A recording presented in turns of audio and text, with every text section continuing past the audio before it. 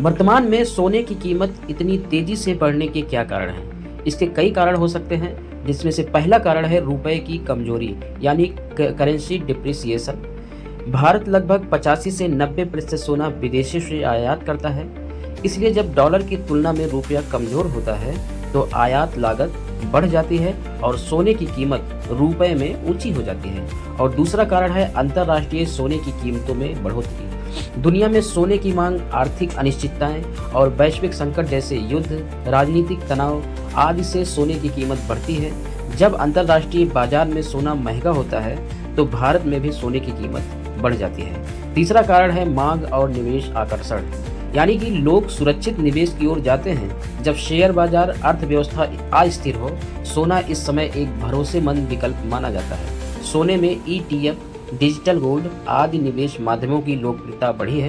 त्योहारों और शादी ब्याह के सीजन में भी मांग और बढ़ जाती है। ठीक है। चौथा कारण है कि मुद्रास्फीति और घरेलू लागत, क्योंकि अगर महंगाई बढ़े, अन्य वस्तुओं की कीमतें बढ़ें या उत्पादन खर्च ऊंचे हों तो सोने को बनाना, परिवहन करना आदि महंगा हो जाता है। यह लागत अंततः ग्राहकों को बढ़ी हुई कीमतों के रूप में टेक दी जाती है। और पांचवा कारण है केंद्रीय बैंकों की खरीद, यानी कि कई देशों की केंद्रीय बैंक सोना खरीद रही है ताकि वे अपनी विदेशी मुद्रा भंडार को विविधता दे सके।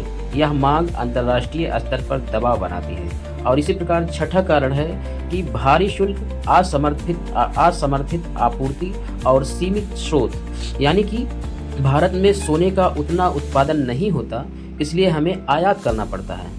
आयात शुल्क और टैक्स भी कीमत में जोड़ देते हैं। कभी कभी आपूर्ति श्रृंखला में बाधाएं आने से कीमत बढ़ सकती है। कुछ समय पर अवैध और तस्करी भी बढ़ जाती है, जिससे बाजार असंतुलित हो जाता है। और सातवां कारण है डॉलर की स्थिति, ब्याज दरें और वैश्विक आर्थिक नीति, क्योंकि जब अमेरिकी डॉलर कमजोर होता है तो सोना सस्ता हो जाता है और निवेशकों की मांग बढ़ जाती है। यदि ब्याज दरें कम हो तो सोना एक बेहतर विकल्प बन जाता है, क्योंकि वह लाभ नहीं देता, लेकिन अन्य निवेशों का अवसर लाभ कम हो जाता है।